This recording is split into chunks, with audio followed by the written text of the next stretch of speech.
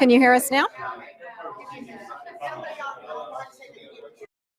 Well, it might just be the general noise. Hello.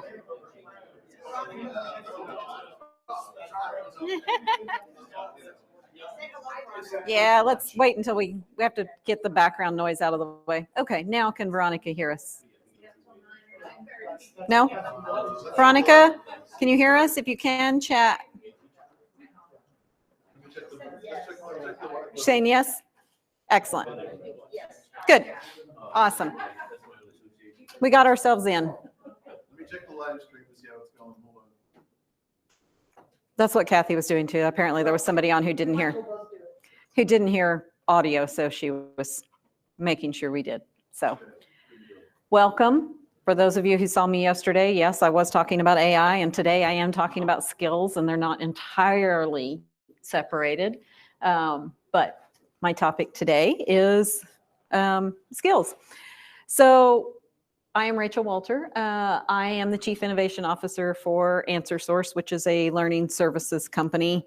I started in engineering, actually, marine power engineering, went into fire service, went into Hilti, which is a power tool manufacturer for the construction industry, although they do far more than power tools now.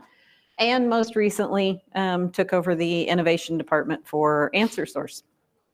So my conversation today is focused around skills. Now, why am I talking about skills? The demand for it. Everybody's talking about skills, and everybody needs skills. So it's when you've been around for a long time, you sort of are watching the cycle of things happening. And we are discussing skills in great depth for the last 1 or 2 years again. And now we actually even have the advent of AI-based skills models that are coming out where it's evaluating our data. So say your job postings or your job profiles and saying these are the skills that you need. So that is a piece. Traditionally, we have done skills analyses using needs analysis. So we have typically said one of two ways. Either we ask people, what are the skills that you need? Where do you think you lack, et cetera? Or we have said you're in this role, and this is the piece where AI is today playing a part. We're in this situation where we say, based on this role, these are common skills that are needed for that particular role. Now, there's good sides to both of those. Here, you've got a lot of learner autonomy. You have the ability for them to actually tend to choose their learning paths. So a lot of times you'll see in self-assessments, you'll see people, actually we were just talking about ATD. ATD skills model is a prime example of this. You go through, you fill out a questionnaire, it then lets you choose which of its training topics, books, resources, et cetera, that you want to experience. So again, that goes to my bottom point. It's quick to implement. You can do it at scale. So there's a lot of positives there.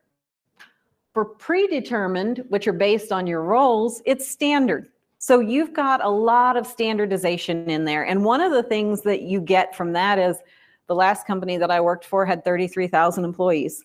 So when you think about 33,000 employees, we actually like standardized skills in that environment. It also means that we could say we have experts who are defining those things. And again, it's scalable. So in that case, we were in 120 countries. It was easy to scale it because I could have the same set of skills for an HRBP here or an HRBP there, or a sales director here and a sales director there. So that's why we've done it. What happens? What problems have you guys encountered in assigning skills to roles or in letting people choose their own skills? Yeah. When you let people choose their own skills, they can overinflate how much they know or don't know. So, I find that women tend to say they don't know it as much, and men tend to say they do know it more than they do. Yeah. So one of the things is you can inflate or deflate your own skills. And so that is actually something that's called the Dunning-Kruger effect. And there's two reasons for that happening. One is sometimes it's familiarity. Sometimes that you're familiar, so you think you know more than you know. Sometimes you may actually be an expert and then you know how much stuff you don't know. A prime example of this one was I was sitting in a class of trainers, product trainers at Hilti, and there was a guy in there who had worked for Hilti for 40 years. He had seen every iteration of product that we had released, and he had trained those products, sold those products, etc. And he's in a room with people who are half his age. And when we asked them to rate their own skills, most of the younger people rated their skills as, in Hilti terms, S4, situational leadership. So they rated themselves R4 and said, we're experts in this topic, absolute experts. And we get to him, his name was Walter Weilenman. We get to him at the end and he's like, oh, you know, I don't know. I'm maybe R3. He goes, some days I don't feel like I'm even there, you know. And the whole room turns around and looks at him because he is now underinflating his skills. And you are correct. There does tend to be a gender-based tendency to that. Most female identifying or feminine leaning people will tend to underinflate their skills. Most masculine identifying or masculine tendency, because it does, you know, it doesn't fall directly on gender lines, will tend to overestimate what their skill level is. So that's really what this comes into and says is this kind of a fancy graph. Dunning-Kruger is also fancy research that goes along with it, but it says this is one of the reasons why traditional methods can be a problem.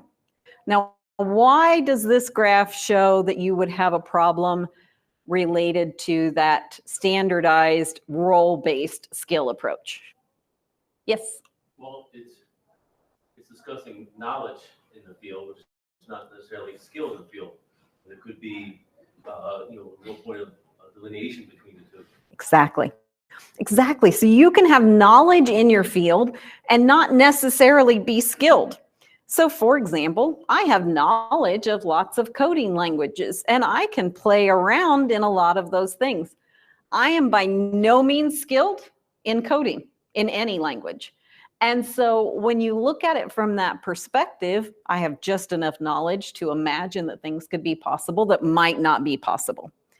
What else? What would be another issue that you would see with the traditional methods?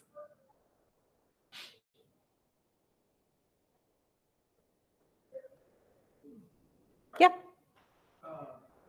We've run into issues where the taxonomy of skills, when we custom create them, is either overly general or too general or too specific. Okay. Can you give an example of what would be too general or too specific of a skill? Yeah. So, for example, for program managers, the skill might be something like risk management. Okay, so program managers have risk management, and what does risk management entail? Yeah, so very wide range. Very wide range. Self-identified or even expert. Yes, And then, we have a chat? They just One won't sec. choose, they just won't choose to develop. Okay, so not choosing to develop came in on from our live chat. Thank you, Kathy. Yes. well, and then these skills being high level, they're not linked to the outputs of the job. Okay. Like risk management. What is the output of the skill of risk management? Yes. And you would say it's managing risk. No, that's a verb, that's a behavior. Yeah. What are the outputs of the business values that help with the profit and loss of the company? There's Yeah. a big disconnect between the skills and the impact. So when you train skills, Exactly. you miss the impact. We focus on skills and we have all these conversations about these wonderful skills, risk management or risk mitigation, communication skills, sales skills, closing skills inside sales, whatever you happen to look at, and you're missing what is it that you're actually trying to achieve. So I'm just going to say now, I did not pay him to say this, and he has not seen my presentation. But we are going to get back to that point here in a little while because that is such a critical point. The other thing that I want to bring into this conversation before we get all the way into what we should do to overcome some of these issues is the forgetting curve. How many people in here are familiar with Ebbinghaus's forgetting curve? So a majority, and maybe we've forgotten a little bit about it. So what Ebbinghaus's research showed was that when we learn something and don't immediately apply it, that we start forgetting it. And you can kind of see some pretty big drops in a couple of places where we start forgetting. So this is in 1/10 of a day, in 1 day, so 24 hours, 10 days, and 100 days on the graph. And what we can see there, and the reason why this is important is because imagine that I just sent you to a skills-based class because your role requires conflict management. And so I've put you through all the things related to conflict management, you know, verbal communication skills, emotional intelligence, all of these types of things. And you don't have a conflict, but it's one of the skills that's necessary for your job. So now see what happens when we have focused on that skills approach. Yes? Yeah, I have a question actually for the room. It just occurred to me, does anybody show this to their learners at the beginning of a class? It just occurred to me, like, why aren't we telling our learners about this? So for our virtual participants, the question from the class just came that are any of us sharing this to our learners when they're in the room? No, we usually don't share. We ensure them. They may ask, why do we have so much practice in this? So that we're practicing so it goes to their long-term memory. Okay, so we may not necessarily specifically state to them that they will fall victim to the Ebbinghaus forgetting curve, but we will instead ensure that we try to design the program in a way that limits how much they should forget. Yeah, it's an excellent question though, because it is something which could potentially change, you know, to go back to your talk earlier. Yeah, it could very well change whether or not they're willing to apply it, whether they're willing. In Mike's talk earlier, he was saying how if there's 6 steps and they decide they don't want to do step 2, you've lost them. And so this may be a way of getting them to at least attempt to bring that in. It's a great point, Kathy. Yeah. If I'm not going to remember it, I'll just take notes and I don't need to know it. Yeah. When I need it, I'll pull out. I'll pull it up. Yeah. Yeah. And we have another comment from Veronica. We have a lot of resistance to change in my workplace. Okay, so Veronica says there's a lot of resistance to change, and sometimes exactly that. It does require you to be willing to change something that you're doing. So we know there's a need for change. I'm not going to read these quotes out to you, but I can at least tell you who they are in case you don't know. So this is Charles Jennings. So he is the co-founder of the 70-20-10 Institute. I'm a huge fan of Charles's work. This is Jane Hart, who is a long time and very successful learning and performance consultant out of the UK. She's written a ton of books on why we need to focus in on performance. So she'd probably be a huge fan of ISPI. I would be my guess. And Josh Bersin down in the lower right-hand corner obviously does the most well-known HR and L&D research that's out there and available. So there's a definite awareness that we need to be shifting things. We heard it this morning. There was, it was Kirkpatrick who said, this is the only organization that's focused on performance, the only learning association focused on performance. So why are we still talking about it? Why aren't we just doing it?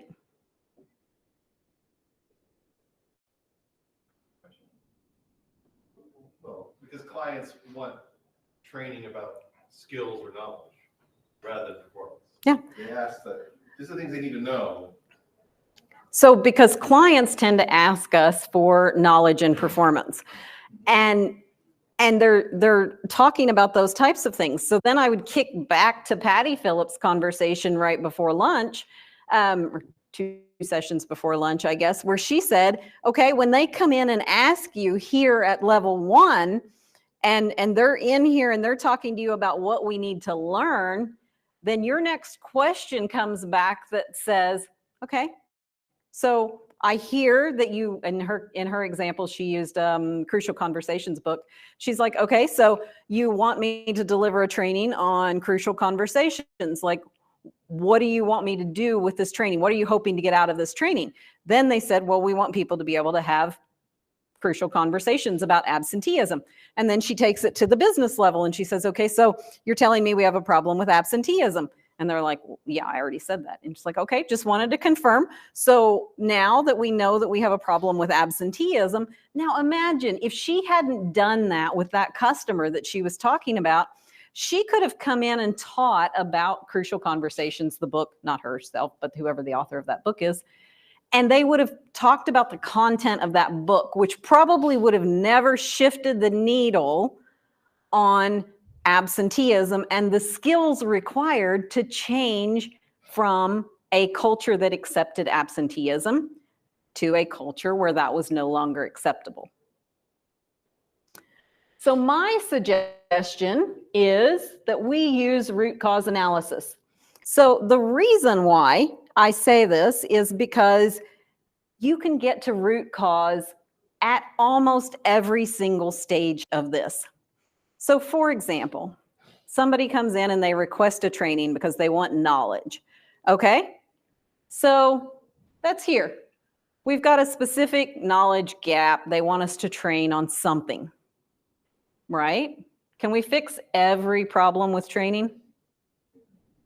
No. No, we cannot fix every problem with training.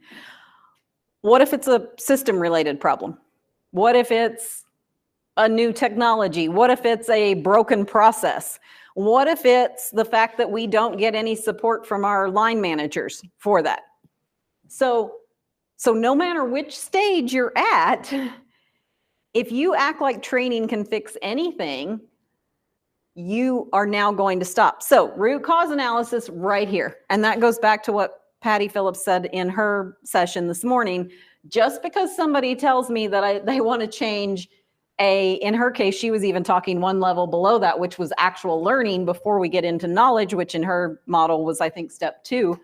And so when they come in and ask for that, it's our responsibility to dig into why do they want that knowledge? Why do you think that knowledge is important to our organization?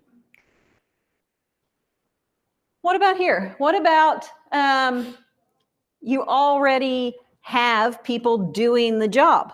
So what if you either observed those people and looked to see where is it breaking down, or say we've launched a training program. We've launched it and now these people are out there. How many people do, in the product world, it's called a customer acceptance test. I guess in learning, you'd probably call it beta testing or pilots. How many people do pilots before they actually launch? So about half sometimes. And the thing is, what is your organization? Do they make something? Software. They make software for Okay. physical therapy. Do you release a software without testing it? No. No, we would never release software, hardware, product. We would never release it without testing. But a lot of times that's exactly what happens with training programs, is they're not tested. That's an excellent opportunity here to deliver to a small pilot group or deliver a small piece. So in the beginning of June, the company that I work for now, Designs Learning, and they thought I was absolutely crazy because I said, we're doing an MVP 4 weeks after we sign the contract with the company for a DEI training. And they said, we can't do that in 4 weeks. And I said, yes, we can, and we will. Because if we don't know if it's actually going to affect, we don't have to do the whole thing. I need you to do one activity for each audience or each group, and I want you to have the outline of information available, and we're going to test it. Because we're going to find out, are we touching the root cause by looking at how somebody's doing it in their day-to-day activities, by actually looking at that piece. So what if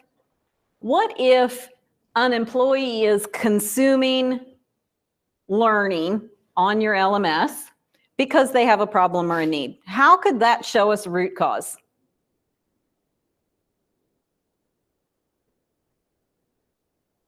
If they're taking a training on some topic. If they're taking a training on a topic, there must be a knowledge gap or a skills gap or something. So yes. So it's not assigned. How many times do we actually look to say, what are people consuming, either on our platform or another platform? It's a great way to get down to root cause. So for example, if I were to look, and I have an organization of 15,000 salespeople, and I go look and see what are they searching on, either in their search engines or inside our LMS, probably what I'm going to find is something that is causing a barrier in that real world environment. So they're consuming something to try to solve a need. This starts with the idea that people generally want to be able to do their job well, but nonetheless, there are people that don't. So, but in general, that's a great place. What about experimentation? So how can experimentation show us a root cause? Yes. It's simple. We come up with there's a gap. You determine you're going to do a cause analysis, and for each one of those gaps, you start to run hypotheses on what might be the cause, and then you run the experiment to see what's applicable or not. Yeah. So what I just heard you say is you're observing, you're creating a hypothesis about what is going wrong, and then you're testing that hypothesis. And in a fascinating turn of events, this morning I had a WhatsApp message from one of my mentees, and he's like, "How do you think that having a single hypothesis that covers everything that we're doing, or multiple hypotheses that cover pieces, are in our team?" And I was like, I don't even think your team's going to know what you're talking about right there. I said, I think it's great that you're thinking that perspective. And I absolutely 100% agree. I would argue that most learning teams are not looking at hypotheses. They're listening to their stakeholder. Maybe if you're lucky, they're listening to their learners, but they're probably not then creating a hypothesis and trying to disprove it. Or you can take the other side if you want to take the other side of it. But in general, that's an excellent way, and we could easily do that because you could tweak one thing, change one thing that you're applying and say, did that shift anything? Has it changed anything at all? So this piece, connecting synthesized learnings to other situations, this is kind of where you overcome that issue with Ebbinghaus's forgetting curve, because if we can now apply it multiple times, if we can apply it to other situations, we're going to retain it. Now, think about how do we do this if we don't know what the fundamental skill is that somebody needs? So what if I have delivered a class on communication skills, and this is going to be intercultural communication, just to narrow it down a little bit. Intercultural communication. How can I help my learners identify which of their skills in that course that they actually need to work on? What would be a method? Role play. Make them do it. Okay, role play. So actually practice. That's a great example. Role plays, real plays.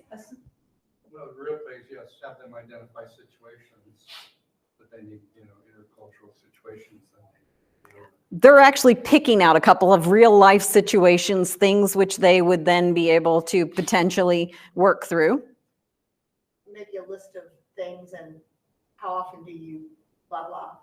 Sometimes, often, never, and then you might see Okay. a pattern there. So that would be an interesting way to do it. What we heard there was that you could actually say, here's the things we're doing, the tasks we're doing. Now, how often do you do that in a way of using it effectively? And then the last one is in actual performance. I always say, make this circle back around.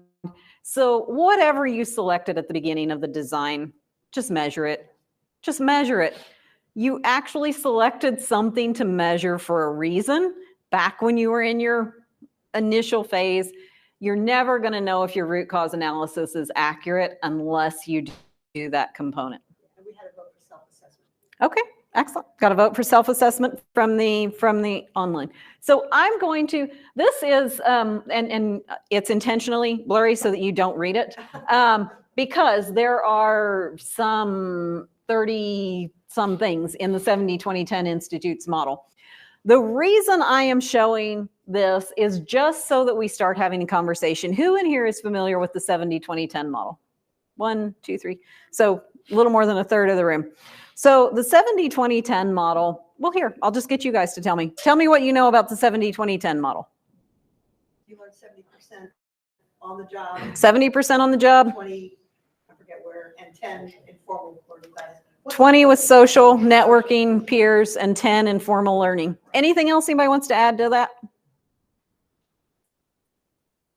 So it essentially says that you are learning the most when you're applying things on the job. Now, why is it that we learn the most when we apply it in the job? When we're learning on the job, why are we learning the most in that situation? You're in the context of performance, so far transfer is already applied. You are already into performance and you are doing the tasks that are critical to your job. So to circle all the way back around to this gentleman's point from the very beginning, it is now focused specifically on me in my job and what I need to do to be successful. And so that's why I was saying I didn't pay him to make that little segue earlier, but that is the circle that you get back to. And that is why I'm bringing in the 70-20-10 model, because what it actually looks at is it actually means that you have to pick 3 critical tasks and you narrow your piece down to those tasks. And if there's more than 3 critical tasks, then you have a bigger image. So now you've got 2, and you can have 6. You can have 3 critical tasks here and 3 critical tasks there. What does that tell us about skills? So yes, when you make it finite, illumination happens. And that is the thing that all of these conversations that you guys have had so far today is, if it's too big, there's no skill involved. There's no way that you can, and so a skills model that has hundreds of potential skills in it is overwhelming to your learning team. It's overwhelming to your learner. It's overwhelming to your HR team. It's overwhelming to your comp team who is trying to pay people on skills. It is overwhelming. Stop doing it. That's, and I understand that that's a simplistic statement because you may be pressured to do it. But what you can control is the fact that you take that down to a finite level where you are selecting a specific set or subset of skills and focusing on that subset. So let's take an example. Somebody give me a sample job in your organization. Okay, claims processor. So what does a claims processor do? They take clients' claims, put it in the system, and get them paid. Okay, so they take a claim, get it in the system, get it paid. That sounds pretty simple. That means I need to talk to somebody. I need to be able to type. And do I have to do anything to get it paid, or does the system do that? So there's a lot of little things in those 3 chunks. And that was going to be exactly my point, was because I'm like, okay, I can go come and work as a claims processor because I can do those things. I can type, I can have a conversation with somebody. And that's exactly where the skills conversation gets bigger and bigger and bigger and bigger and bigger until it's overwhelming. So what does it take to get the information from the client? Okay, so you got to have a phone call. You need to document what you see. Are we asking questions? Because that's different than if I'm sharing information. Yeah, and it depends. So right there, that's a perfect answer. It's very situational to the specific situation with that client. You can't train that. Like, you can't train somebody's going to come to you and they're going to ask you to train somebody on how to have a conversation with the client to take their claim with empathy. And so I can guarantee that in your organization, there is somebody at the top of your management who thinks that should be a relatively simple 3-day training class. Maybe less, maybe even just e-learning modules or digital learning. Like maybe they don't even need to be in a physical environment. Probably. I mean, micro learning bursts, that should work. And that's why this conversation is so critical, because most of the time, in my experience, people who are doing learning, designing learning, building learning, running learning teams aren't in the skills conversation. HR's in the skills conversation. So how do you get yourself into that conversation?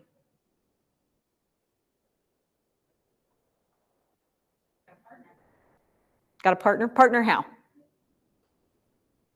If you're bringing on new hires, HR has to partner with everybody else, the department, training, whoever else is in that line that the new hire touches. So how do you get yourself specifically into that skills conversation in your teams?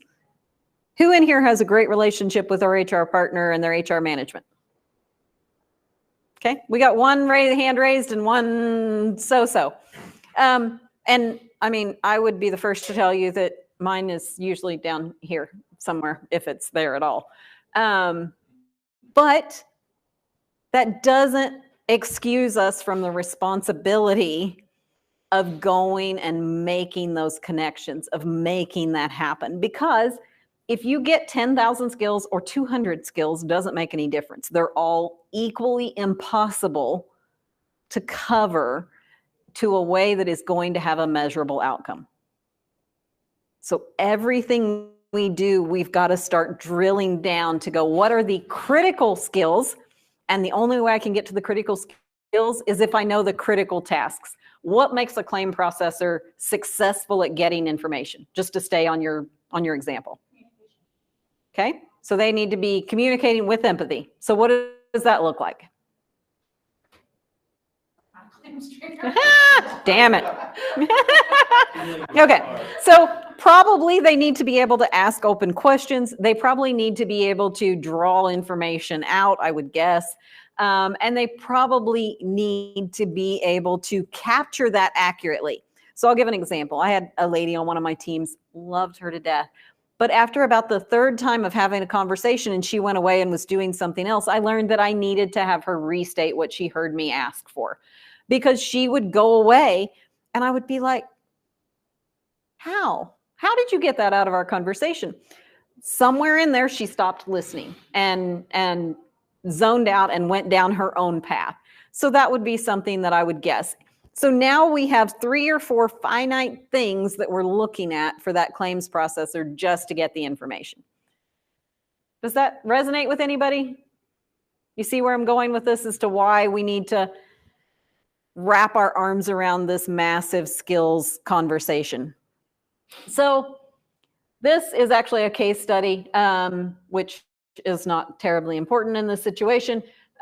What is that these things in here are the things that influence the critical tasks. And so you can see in here that in this particular case study, there are 6 critical tasks, and each one of them has at least 3. Okay, these have just got 1, but those have 3 bullets underneath them. So how likely is it that this particular training program is going to be successful at accomplishing what needs to be accomplished? We've narrowed down our influences. We've said these are the top 3 that we're going to focus on.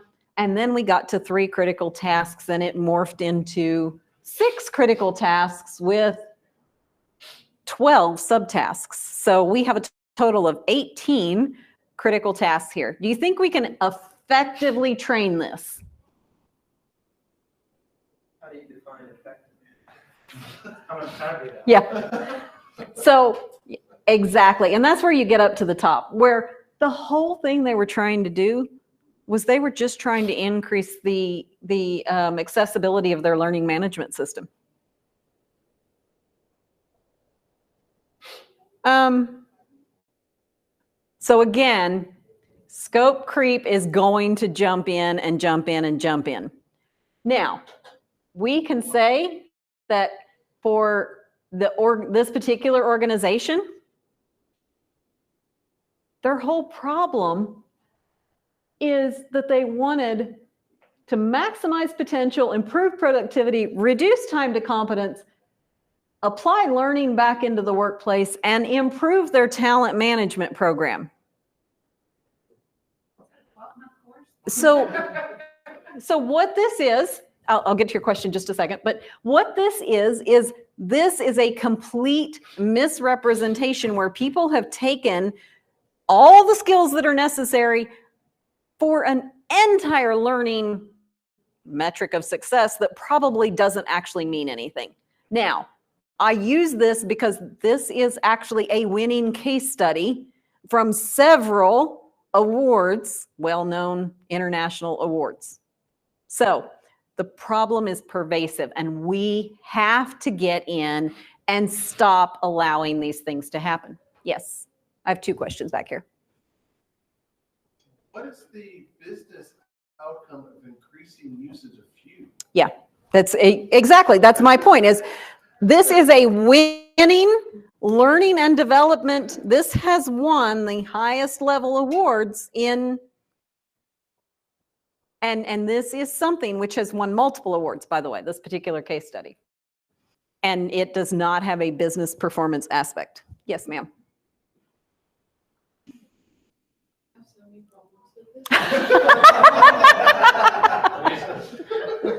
The thing is, when you look at the desired performance, right, it seems very futile. Yes. And then you have all these complications, all these complex conversations surrounding it, which is a futile exercise. It's a waste of time. And then when you look at what gap they're trying to, it's another futility. Right? And so then you have all these critical tasks. So for me, it's a deflection strategy, it's a distraction strategy, lacks critical thinking.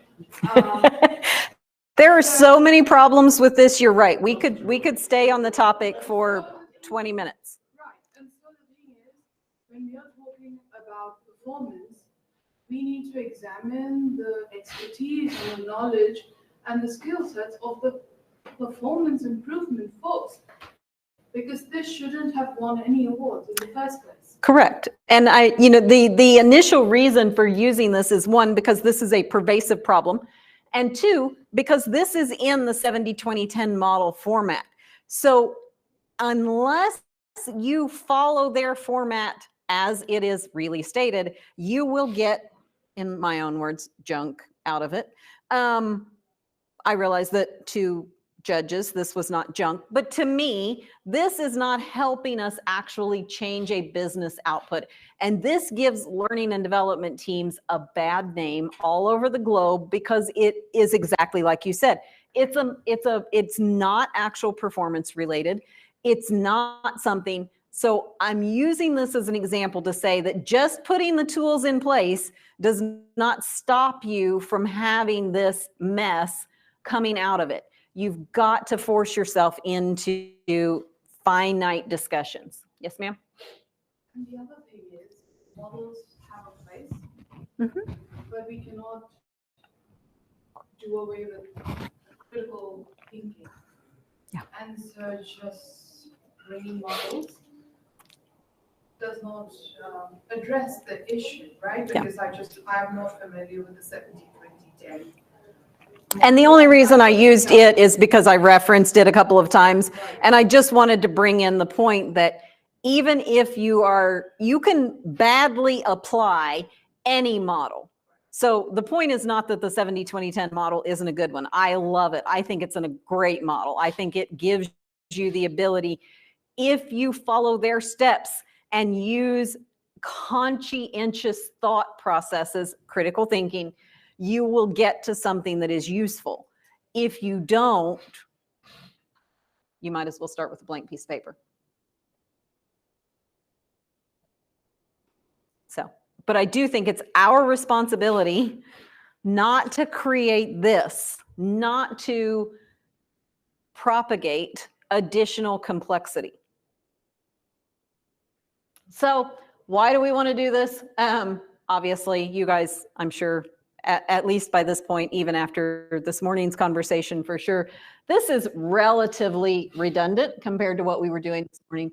But the reason why we have skills, there is a reason why everyone is talking about skills, and it's because we're trying to achieve these 5 things. We are honestly trying to improve our efficiency while we're staying as effective as possible. So when we heard, was it Vanessa, I think this morning, that was saying, you know, AI as a tool, it's not our answer, it's not our Band-Aid. It should help make us more efficient if we use it well. It should. We want to focus on skills because it's going to ensure that our learners are more engaged, they're more motivated. We're meeting them at their points of need. We are helping them achieve something that's making them successful in their job. It obviously then ensures that if you do master some of those critical skills and you know those critical skills are applicable to other roles. So for example, that salesperson I was talking about earlier, the skills that makes him or her a good salesperson probably isn't going to make them a good sales manager. Now, the ones that have the skills related to leadership, we'll get over here. You know, the ones that do have those skills, reward that. If they have it, you can always promote people from within. You can do a lot of those types of things. But essentially, I'm advocating for focusing on a very few set of skills so that you can streamline it, so you can actually have a measurable difference in your program. So there's a few things that you can do.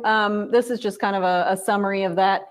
You know, look at what are the gaps that you have, create a culture of continuous learning, leverage technology. This is our AI discussion. Practice. Do not launch your training programs without testing them, looking at it, iterating.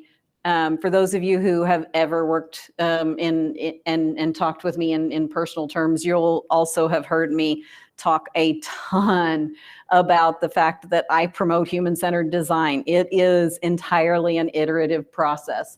We need to be doing more of that as we're designing learning programs. But I would argue that, you know, we don't do nearly enough. Yes. Back to that previous slide.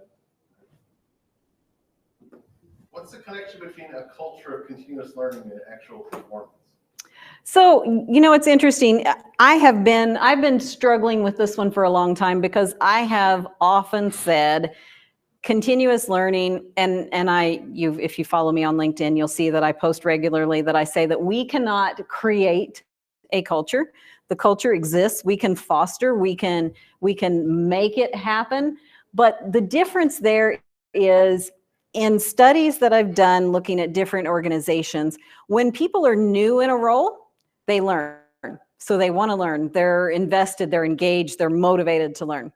In most organizations, when somebody has been there, and this is the strangest data set, but when somebody has been in any organization, no matter how many jobs they've had in that organization between 5 years and 10 years, they stop proactively attending training, proactively requesting training, and this is across all organizations. This is not a specific organization.